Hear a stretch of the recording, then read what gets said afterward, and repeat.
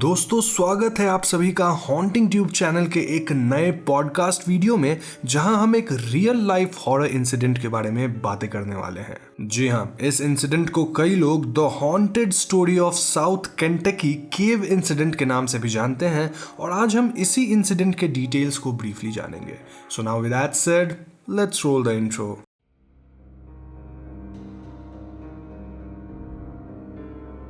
तो ये कहानी साल 2001 की है जब टेड नाम का 19 वर्षीय लड़का अपनी एक वेबसाइट स्टार्ट करता है जहां वो अपनी फैमिली, फ्रेंड्स एंड फैंस को अपने केविंग एडवेंचर्स के बारे में अपडेट करता रहेगा। लेकिन चीज़ें तब खतरनाक रूप से टर्न कर गई जब टेड और उसके दोस्त ने साउथ केंटकी के मैमोथ केव्स के पास एक ऐसा केव रूट फॉलो कर लिया जो आज से पहले किसी ने भी एक्सप्लोर नहीं किया था। टेड अपनी वेबसाइट पे पहली एंट्री 14 मई को करता है जो कि कुछ ऐसी थी। मैं अपने सभी रिश्तेदारों से माफ़ी मांगता हूँ क्योंकि मैंने कई दिनों से आप सभी के कॉल्स और मैसेजेस का जवाब नहीं दिया। स्टीव और मार्क, मैं तुम दोनों से ही माफ़ी मांगता हूँ क्योंकि मैंने तुम्हारे कॉल्स तक को पिक नहीं किया, जबकि तुम लोग तो मेरे सबसे करीबी दोस्त हो। मैं जानता हूँ कि मेरी फैमिली, स्पेशली माई सिस्टर, मेरे लिए काफ़ी चिंतित है, लेकिन किसी को भी चिंता करने की कोई ज़रूरत नहीं क्योंकि मैं बिल्कुल ठीक हूँ।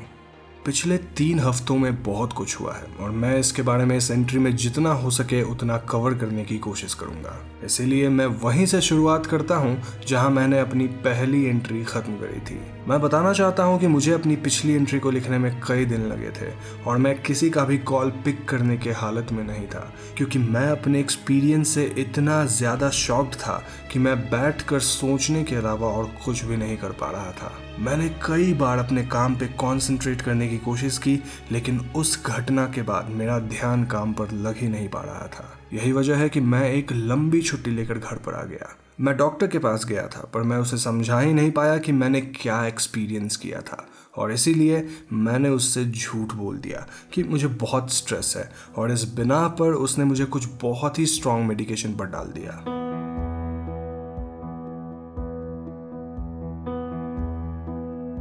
अब तक की एंट्रीज से आप समझ ही चुके होंगे कि मैं एक केव एडवेंचर पे गया था और सच बताऊं तो मैं वहां अकेले नहीं गया था, बल्कि मेरे दोस्त बी और जो भी मेरे साथ थे। उस खतरनाक केव से बाहर आने के बाद हम तीनों शॉक्ड स्टेट में चले गए थे। वापस आने के बाद मैं कुछ भी ठीक से सोच नहीं पा रहा था। इनफैक्ट मैं तो बस इस बात पर खुश था कि एटलीस्ट मुझे याद था कि वहाँ केव में क्या हुआ था। मैंने उस एक्सपीरियंस को होश रहते हुए लिख लिया और कुछ दिन आराम करने के बाद मैंने अपने लिखे हुए एक्सपीरियंस को पढ़ा जो कि ऑलमोस्ट एक्यूरेट था। मुझे अपने पूरे एक्सपीरियंस को लिखने में 3 दिन लग गए और इसे लिखने के बाद मुझे कुछ बेटर लग रहा था। लेकिन बदकिस्मती से ये फीलिंग ज़्यादा देर नहीं चली क्योंकि इसके बाद जो चीज़ें मेरे साथ हुई वो बद से बदतर होती चली गई। बी और मैं केव एक्सप्लोरेशन टिप से वापस आने के बाद अपने अपने रास्ते चल दिए और मैंने उसे उस दिन के बाद से कल ही देखा। कल से पहले ना मैंने उससे कांटेक्ट करने की कोशिश की ना उसने मुझसे, और हम दोनों ने जो को भी कांटेक्ट करने की कोशिश नहीं की। खैर, एक्सप्लोरेशन टिप से वापस आने के बाद बी ने मुझे मेरे घर ड्रॉप कर दिया था, जिसके बाद मैं कई दिनों तक घर से बाहर तक नहीं गया। मैंने खाने पीने की कोशिश की लेकिन मेरी भूख मर चुकी थी। मेरे अंदर एक अजीब सी बेचैनी आ गई थी और मैं चाहे कुछ भी कोशिश करूं, मैं केव के एक्सपीरियंस से अपना ध्यान हटा ही नहीं पा रहा था। इसके बाद मैं अगले दिन अपने ऑफिस गया पर मेरी खराब हालत देखकर मुझे घर भेज दिया गया और इसके अगले दिन मैं और भी ज़्यादा बेचैन सा हो गया था। मुझे एंग्जाइटी होने लग गई थी, मैं डिप्रेस्ड और कंफ्यूज सा हो गया था और मैं चाहता था कि ये सारी बातें मैं किसी से शेयर करूं, लेकिन मैं किसी से बात तक करने की हालत में नहीं था। कई दिनों तक मेरे साथ ऐसा ही होता रहा जहां मैं लोगों के कॉल्स और मैसेजेस इग्नोर करता रहा और इसके बाद चीज़ें और भी स्ट्रेंज हो गई। पहले मुझे आवाज़ें सुनाई देना शुरू हुई, किसी के कदमों की आवाज़, दरवाज़ों की आवाज़, एज इफ वहाँ कोई हो। लेकिन यहाँ सबसे बड़ी समस्या ये थी कि मैं खुद ही श्योर नहीं था कि जिन आवाज़ों को मैं सुन पा रहा हूँ वो रियल है या फिर मेरे मन का वहम। मैं खाना खा रहा होता था या शावर लेके जब बाहर आता था तब मुझे अचानक ही आवाज़ें आती थी, लेकिन मैं समझ नहीं पाता था कि वो सच में कोई आवाज़ थी या मेरा वहम, क्योंकि वो रिपीट नहीं होती थी। मुझे अब डर लगने लग गया था। एंग्जाइटी, टेंशन और डर ने मुझे घेर लिया था, जिसके बाद मैं हेलुसिनेट भी करने लग गया। अब मैं कुछ अजीब चीज़ों को भी देख पा रहा था, ठीक उसी तरह जिस तरह से मैं अनजान आवाज़ें सुन पा रहा था। मैं इतना डर गया था कि मैं इल्लीगली कुछ हथियार खरीद लिया ताकि मैं इनसे अपनी रक्षा कर सकूं। मैंने अपने डॉक्टर से झूठ बोल दिया कि मैं रेस्टलेस और स्ट्रेस्ड फील करने लग गया हूं। अब की बार डॉक्टर ने मुझे और भी हाई डोज की ड्रग्स दी और इसे लेने के बाद मैं नशे की हालत में चला जाता था। इसीलिए मैं इन ड्रग्स को सिर्फ दिन में ही लेता था। कुछ समय के लिए मुझे इससे राहत ज़रूर मिली, बट देन मुझे चीज़ें दिखना और भी फ्रीक्वेंट हो गई, जिससे ये ड्रग मेरे लिए यूजलेस हो चुका था। पहले मुझे किसी की प्रेजेंस फील होना स्टार्ट हुई, फिर शैडोज, एंड देन मुझे ऐसा लगने लगा जैसे कोई विंडो के बाहर खड़ा था। मैंने कमरे की हर खिड़की पे पर्दा लगा दिया, जिसके बाद मैं पूरे दिन सोने लग गया था। सच बताऊं, मैं पूरे दिन सोता भी नहीं था, बल्कि सोने की कोशिश करता था। और इसी सिलसिले में मैं ना ठीक से खाता था, ना बाहर जाता था, ना ही टीवी वगैरह देखता था।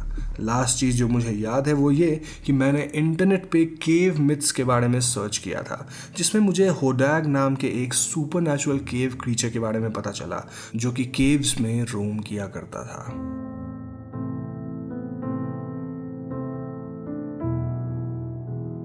केव से आने के बाद पूरे 2 हफ्ते हो चुके हैं और अब मुझे नाइटमेयर्स भी आना स्टार्ट हो गए हैं। ये नाइटमेयर्स इतने ल्यूसिड हैं कि मुझे समझ ही नहीं आता कि जो मेरे साथ हो रहा है वो रियल है या फिर एक ड्रीम। कई बार अपने नाइटमेयर्स में मैं किसी घर में होता हूँ जहाँ मेरा पीछा कोई डार्क फिगर कर रहा होता है, तो किसी नाइटमेयर में मैं डूब रहा होता हूँ। इस डर से मैंने सोना ही छोड़ दिया है और मैं तब तक जगा रहने की कोशिश करता हूँ जब तक मैं थक कर सो न जाऊँ। कुछ दिनों पहले मेरे साथ ऐसा ही कुछ हुआ जहाँ मैं डिसाइड ही नहीं कर पाया कि जो मेरे साथ हो रहा था वो नाइटमेयर है या रियल। मैं बुरी तरह एग्जॉस्टेड था और अपने लिविंग रूम से अपने बेडरूम की तरफ जा रहा था कि तभी मैंने नीचे हॉल की तरफ नोटिस किया, जहां एक डार्क फिगर खड़ा था और ऐसा लग रहा था एज इफ वो मेरी ही तरफ घूर रहा था। मुझे लगा वो कोई चोर है जो घर में घुस आया है, इसलिए मैंने डर के मारे पीछे हटना शुरू कर दिया। लेकिन वो डार्क फिगर अपनी जगह से नहीं हटा और अचानक ही घर की लाइट्स फ्लिकर होना स्टार्ट कर दी। तभी मेरे घर का फ़ोन भी रिंग किया और मैं डर के मारे चेयर के पीछे छिप गया। फ़ोन रिंग होना बंद हुआ और मैंने नीचे हॉल की तरफ देखा, लेकिन अब वहाँ कोई नहीं था।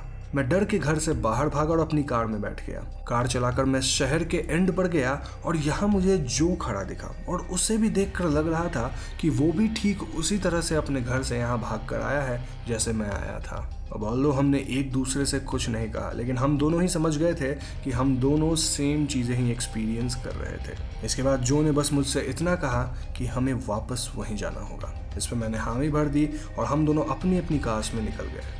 इसके बाद मैं बी के घर पहुंचा और यहाँ आकर मुझे पता चला कि बी भी वही सब चीज़ एक्सपीरियंस कर रहा था जो मैं और जो एक्सपीरियंस कर रहे थे। बी ने अपने घर की हर लाइट ऑन कर रखी थी और मैंने इस रात उसके यहाँ ही रुकने का डिसाइड किया। इसके बाद मैं अगले दिन जल्दी उठ गया और अपने घर के लिए चल दिया, क्योंकि आज हम वापस उस केव रूट पर जाने वाले थे जिसमें हम 3 हफ्ते पहले गए थे, क्योंकि हम तीनों को अपने कुछ सवालों के जवाब चाहिए थे। मैंने अपने पास एक नाइफ, एक फर्स्ट एड किट, बहुत सारा खाना और पानी, एक कैमरा, कुछ लाइट सोर्स, एक नोटपैड, पेंसिल और एक क्लाइंबिंग रोप रख लिया है, क्योंकि पिछली बार बी ने अपना रोप खो दिया था। ये मैसेज मेरे फैमिली और मेरे फ्रेंड्स के लिए है। तुम सब अब सुख में रहो, क्योंकि मैं इस केव को जीत कर आऊँगा और अपने हर सवाल का जवाब भी लेकर लौटूंगा। वापस आते ही मैं इस वेबसाइट पर सारे अपडेट्स डाल दूंगा। मैं वहाँ ली गई हर तस्वीर को भी इस वेबसाइट पर सबके साथ शेयर करूँगा। हम आज रात तक शायद वापस लौट जाए या फिर कल सुबह तक। आप सभी से जल्द ही मिलता हूँ बहुत सारे आंसर्स के साथ। आपका टेड।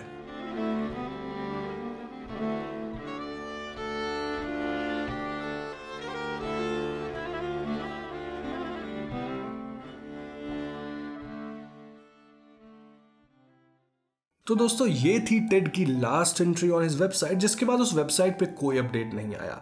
यानी कि टेड के फॉलोअर्स जो उससे जुड़े थे उनको पता ही नहीं चला कि टेड अपनी फैमिली तक वापस पहुंचा भी कि नहीं। सरप्राइजिंगली वो वेबसाइट भी कुछ समय के बाद डिसअपियर हो गई और उस पर से टेड की एंट्रीज भी उसके साथ चली गई। स्टिल कुछ वेबसाइट्स पे आज भी वो एंट्रीज पोस्टेड है और इनके बारे में कहा जाता है कि वो या तो इनएक्यूरेट है या फिर इनकम्प्लीट है, लेकिन कुछ हद तक वो सही जरूर है। अब इस इंसिडेंट को इतने साल हो गए हैं, फिर भी इस पे बहुत ही कम इन्वेस्टिगेशन हुई है और यही वजह है कि हमारे पास सिर्फ 2 थियरीज सामने आती है। पहली थियरी ये कि ऐसी कोई वेबसाइट थी ही नहीं और ये सब बस एक फिक्शनल स्टोरी है जो कि कुछ डिफरेंट वेबसाइट्स ने कोलैबोरेट करके क्रिएट किया था, ताकि लोग टेड नाम के उस कैरेक्टर की एंट्रीज को पढ़ने के लिए एक से दूसरी वेबसाइट्स पे घूमते रहे और उन्हें ट्रैफिक मिलता रहे।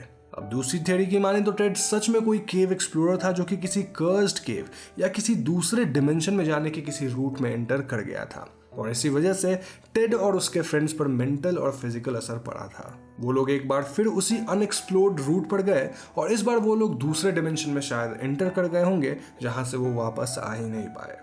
जो भी हुआ उसके बारे में अब बस प्रिडिक्शन ही की जा सकती है क्योंकि नोबडी नोज कि एक्चुअली टेड के साथ क्या हुआ या फिर ये स्टोरी रियल है भी कि नहीं। मेरी पर्सनल ओपिनियन की माने तो मेरे हिसाब से ये एक बनाई गई स्टोरी है जो कि काफ़ी दिलचस्प है और यूजर्स को इंट्रीग करती है क्योंकि अगर टेड इतना कुछ लिख सकता है तो वो ये भी लिख ही सकता था कि केव में उसने क्या देखा, लेकिन इसका जिक्र पूरी कहानी में कहीं हुआ ही नहीं। अब यहाँ मेरी ओपिनियन आपसे अलग हो सकती है, इसलिए मेरा सवाल आपसे है कि आपको क्या लगता है कि क्या ये इंसिडेंट रियल है, और अगर आपको ये रियल लगती है तो आप कौन सी थियरी में बिलीव करते हैं। आप अपना जवाब हमें कमेंट सेक्शन में ज़रूर बताइएगा एंड आई एम श्योर कि आपको ये वीडियो पॉडकास्ट पसंद आई होगी, और अगर पसंद आई है तो इसे लाइक और शेयर ज़रूर कीजिए। जाने से पहले हमारे चैनल हॉन्टिंग ट्यूब को सब्सक्राइब करके बेल आइकॉन को ज़रूर दबा दीजिएगा क्योंकि हम अपने चैनल पर ऐसे वीडियोज़ लाते रहते हैं। पीस।